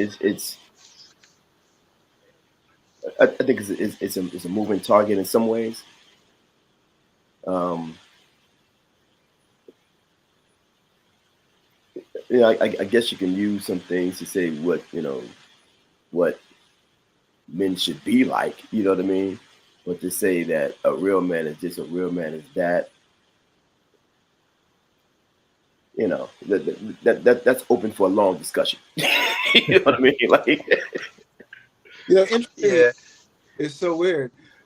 When I look at the moniker, or even when I look at the flyer for this, and I've been in some different conversations like that, the real for me wasn't about the definition of manhood. The real for me was the question was whether or not we're having honest and open conversations as men. mm-hmm. And that's the way I look at the real. It wasn't so much who the man is or what is a man. It was the honest and open and real conversation that we can have. So I don't know that I changed it up, but that's the way I tend to interpret these things now versus trying to say who are real men. That is Important. Yeah. an absolute great way and just opened me up to what does real actually mean, right? Meaning expressing yourself, being honest, being open, being authentic. That's a real versus the street one. I'm a real I'm a real this, that type thing, right? So I want you to talk about that. Well, it's a subjective term, and it can only be subjective because we have so many different cultures, different religious beliefs, different value systems. And the whole world is not one common mind under one common belief. Because if it was, then we could have one common definition behind the word real and one definition behind the word real men. So because we will never have such a level of commonality where we could have a objective definition, the definition can only be subjective. So therefore, if I'm Christian, then because of my values, Christ loves his wife. I mean, husband, love your wife as Christ loved the church. See, that's my value. Someone who's Muslim or Buddhist or something like that, they will have maybe a different saying. But when it teaches me on how I should love my wife, that is the model. So therefore, in my subjective definition of real man, it comes from my Christian values. So that the term is subjective and we can't get a common definition. So it's just based on the individuals and, like I said, their value systems and where they come from. Cool. Very good. Anybody else want to jump on that? Yeah, I think it is subjective, and can it be divisive? Maybe, because some people can say, well, what's real? And if they feel as though they don't fit the definition of what that real is, then they may feel like it doesn't apply to them, right? So I can see how somebody might feel that way. And when I think about it, I think about the discussions we're having, and I think about the discussions that maybe we would have had 20 years ago, right? So the discussions we would have had 20, 25 years ago would be very different, likely. Or I think about in the organizations where you have the undergrad brothers, right? Their real men talk is very different than brothers who are on the alumni level. We're talking about, hey, guys, we got to preserve the organization. We got to reel in some of the activity that we're doing. We got to do more work in the community.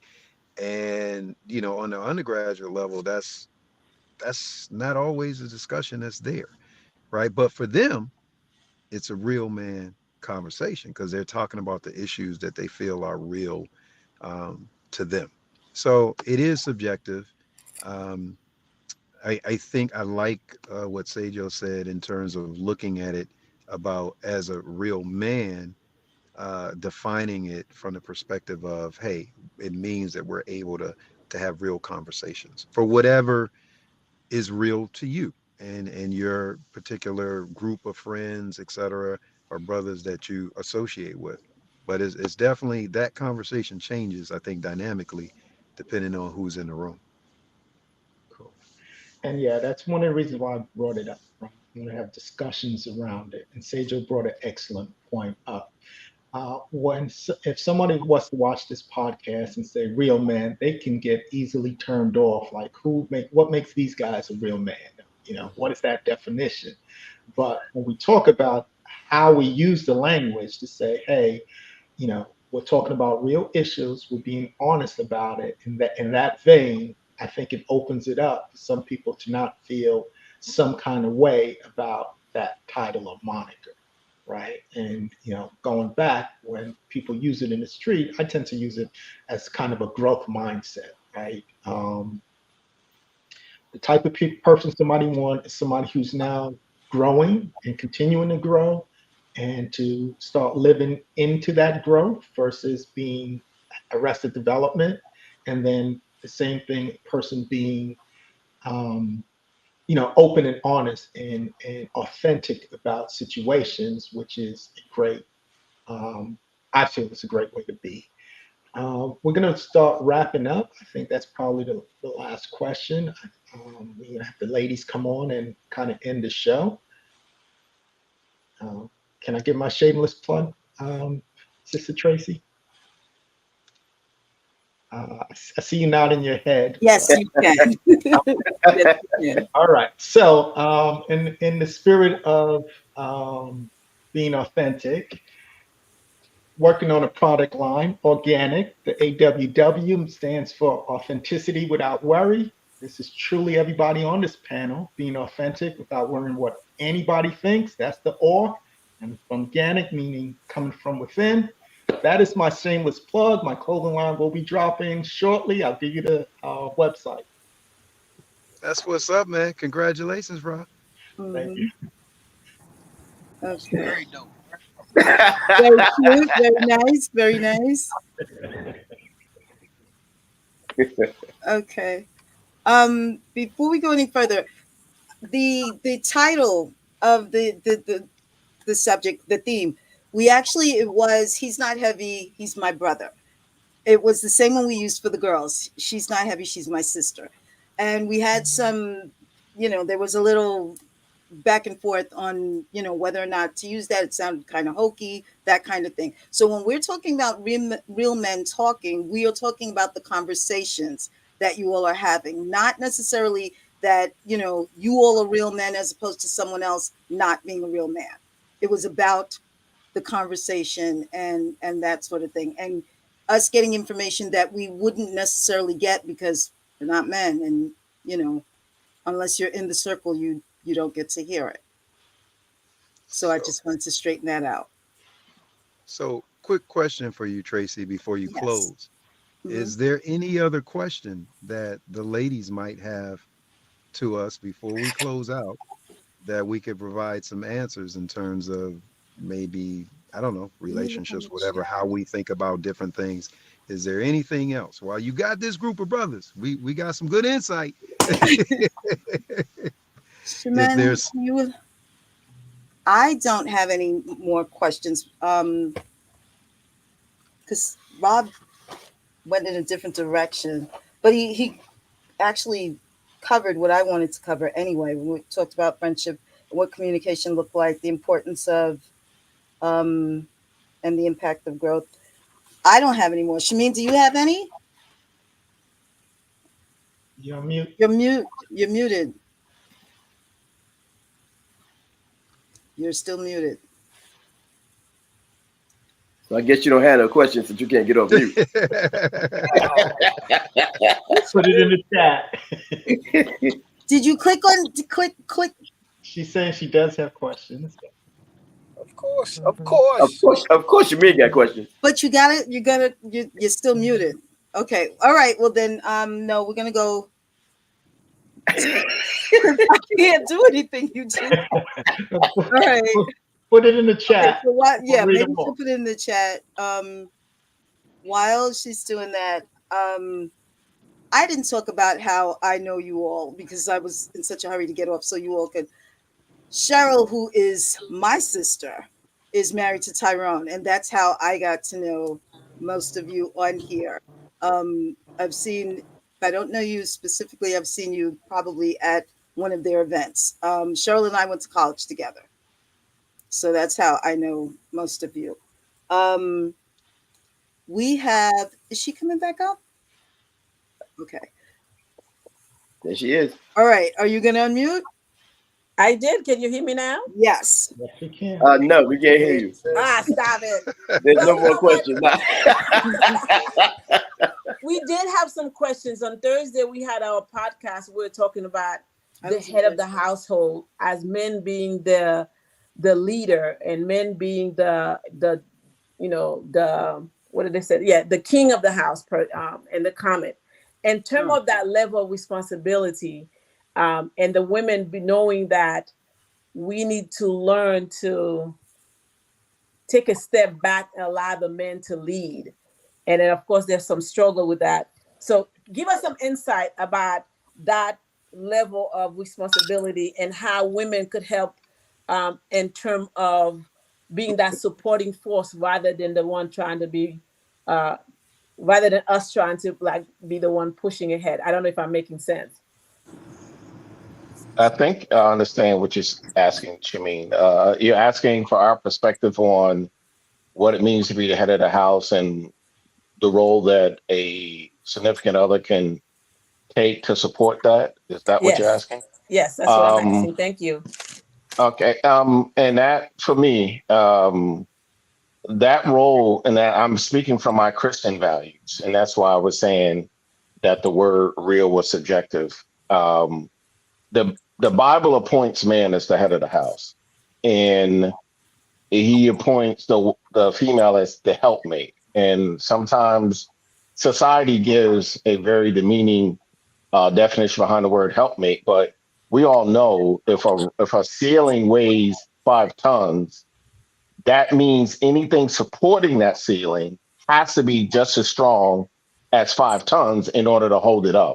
So there's nothing wrong with a woman being strong.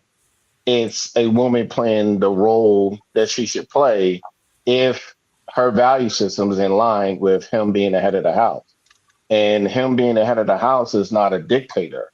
It's as Christ modeled what the head of the house should be. He took a very sacrificial role.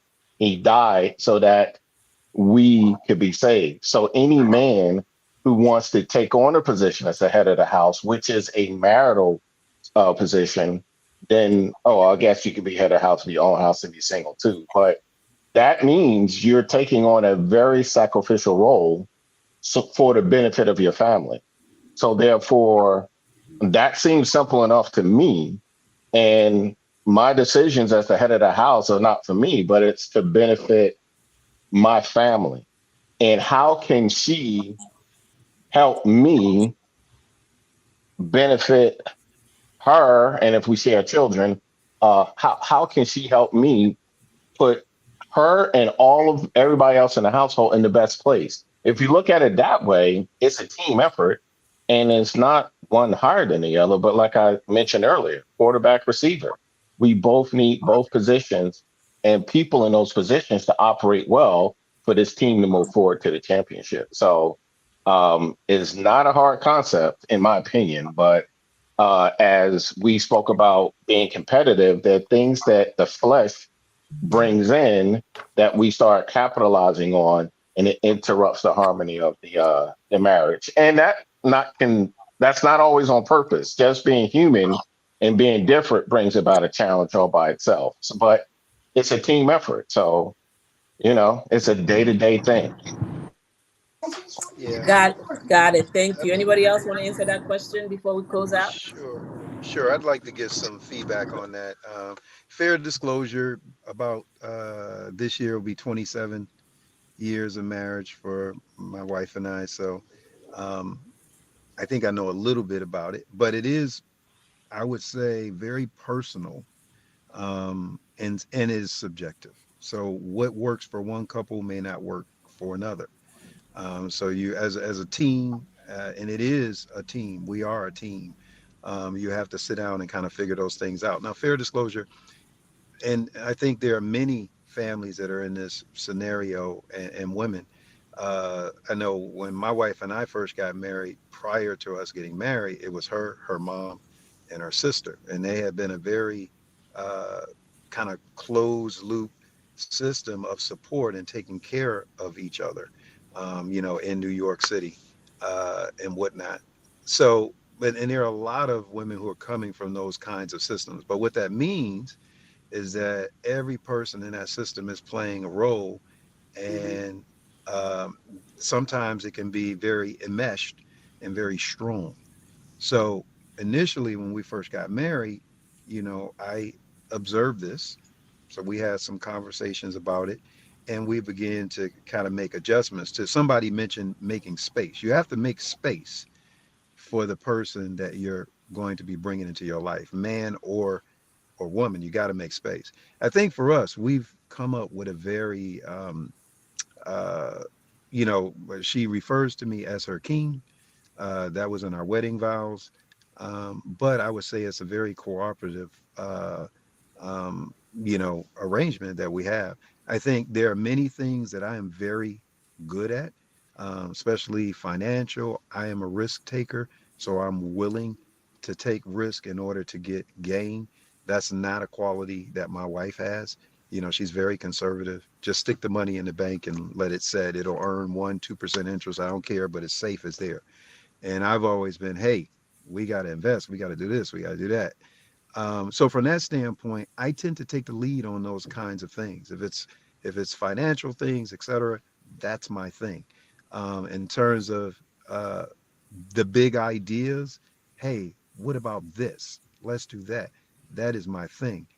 The detail of exercising that from a process and organizational standpoint, my wife, those who have worked with her personally, I know Tracy would know, she's one of the best in terms of organizing and pulling things together. That's her thing. She does that well. So if there's something that we're taking on that has to be organized at a very high level, that's not my strength. So I know what my strength is. So in those cases, she becomes the quarterback, and now I become the receiver, because I know that that is her skill. She's very good at it.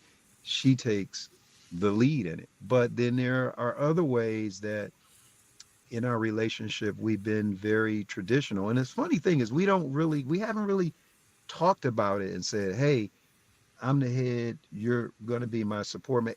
These things just kind of fluidly have worked their way out, over the years. Like, for instance, you guys know we have the IT company and we do the real estate stuff. And so in the IT company, Cheryl has a critical role in the company. Um, but it happens that she mainly works from home. So there's a lot of flexibility for her. So I am typically on site with the employees, doing things, etc. So oftentimes I don't have as much flexibility. So some would call that traditional, because she every day. I mean, our daughter's been she's 14 now, since she started at the school that she's at right now, which was since elementary, since like kindergarten. Every day she takes her to school. Kid has never rode on a bus, takes her to school, picks her up. Typically, maybe Monday and Friday, I may do it because I work remote those days and I can help out. But the bottom line is that that's a very traditional role, right? Woman typically being more of a caregiver as it relates to the children. So she hasn't come back and said, hey, I'm not doing this, you should be doing this. The key is she has more flexibility. She's able to do it, and she understands that in order for us to be in the position that we are and to financially and take care of the house, I kind of need to be in the field. So she's like, yeah, go out there and do what you have to do, keep the company stable. I have this covered. I have it organized. I got it down to a science. She got this thing it's like on autopilot. She knows exactly what to do. I don't even know my schedule. For those of you who know me, if you ask me something, I'm like, man, talk to Cheryl. 'Cause I don't know. I don't know what we got going on. She has all of that stuff laid out. Oh, we supposed to be here in June. We got to go here July 5th. We're going to be here. So all of those things are organized, they're out. So I would say for us, it's more fluid. there are times when my wife is the leader of certain aspects of our relationship, and there's times when I am the leader of many of those aspects, and we just kind of work together. It's like a board of directors. We get together, we work together. And you might ask, well, what if you guys don't agree? For some reason, we are always, and we don't agree a lot, but we are always able to work it out. And I think that's where the spirituality comes into play, where there's never been an issue that we couldn't work out. And typically, you know, we both put our egos aside, because she has a strong personality. I'm a little more laid back. But we, you know, I find that the ego needs to go away. And then we just both really look at the feedback that each of us have given and what really makes sense and what's best for the family. And we always do the right thing. So my 2 Got it. cents. Thank you. Thank you. I also want to say, anybody else would like to say something? Yeah, let me before? just Go throw ahead. 2 cents in there for 30 seconds. I do believe there's a spiritual component, and each household is different as what leadership means. But I will say, I throw out there that in order to lead, you have to be worthy of someone following you, or someone believing in you, knowing that their best interest or the household's best interest is always primary. So if you can't be that person that, you know, looks at the big picture, the household has to win, then it's going to be hard for someone to respect you in a leadership position. So you must be worthy of the followers you lead. Got it. Got it. Got it. Good points. Thank you so much. Anybody else before I say what we do here in this podcast? All right. Just so you guys know, we understand the need for men to be in this conversation. So when we started a year and a half ago, we started with just the women wanting to have conversation. But as we are growing in our walk and growing in the Lord, growing and understanding this new kingdom focus thing that we are doing, we are learning that men play significant role in this. So we want to welcome you guys back, that we want to continue the conversation, because actually there's a request to continue the conversation in terms of the leadership role. So this door is always open for you all. We want you guys to come back. We love it.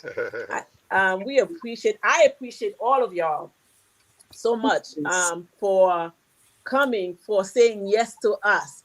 Now I'm taking it like you said yes because it's Tracy and I that ask, because we are that special to you guys. So that's what I told them. I said they're gonna say yes to us because it is us. I did say that. So love you all. Still Really say no. appreciate you guys. That's true. That's very true. What We're you said? afraid to say no. Nothing to do with respect. You guys terrify us. No. No. It's not love, Rob. I thought because you love us. It is love, you know. Okay. You know. Mhm. I retired from the garbage can, so you know. We're gonna bring that one up. Yeah. From kicking it and throwing it. Right, You still got some fire in you. You still got some fire in you. I've mellowed out. I've mellowed out. This mellow out thing is new. I don't know if I'm looking in it, but I'm mellowed out. So I love you all. I really appreciate you. Thank you, Tyvon. Thank you, Sejo. Thank you, Dion. Love you, AJ. Thank you. Thank you, everybody, for being here. Rob, we're gonna drive by your house soon. Come, but we. You know I'm gonna be in your area, right? Doing my TED talk. So, but I know you're in town. But I send you a postcard. But we thank you all for coming. Thank you for being here. We're gonna invite you all again because there's a request for that. Yes. So we really appreciate how you guys are really authentic in sharing the information about what you guys do, and we love it. So we're about to close the room, but we are here Monday to Friday. On Tuesdays, it's a men day. Men get to talk. We get to move out. Anybody else want to say something before I close this out? No. I thanks for the opportunity. Yeah, Yes, and I'm gonna be sending you guys. I'm supposed to be sending you guys a postcard, like a card to say thank you, but I'm not. I'm just gonna say I love you all. We appreciate it. We will send out a text if we're not going to send out the postcards. Thanking you all. For Thank coming. you, but I'm Thank just you. gonna tell you Thank you. guys right now. I just love y'all Yes. and I appreciate you guys. Thank Thank you you, for Meanie. being Thank you for here. the Honored to be opportunity. here, sis. Yes, All Yeah, thank you. And Rob, thank you. Your questions were great. no doubt. No doubt. Excellent Definitely job. there is men's chat is on Tuesday night. I know that most of you are busy, but maybe we can make some kind of arrangement for you to do it at a later date. Maybe if you can't do it on Tuesday, maybe we can do a men's chat again on a Saturday. Think about it. We'll get back to you. You let Thank us you know in so We'll much be for advance. here being for here. you. All All right. right now. Thank you. Thank you. Take Bye, care. guys. All right, bye, guys. Bye. Let me end the stream. Okay. I'm still here. It was great. I am Thank here. you. It was great. Thank you for. They had a great chat.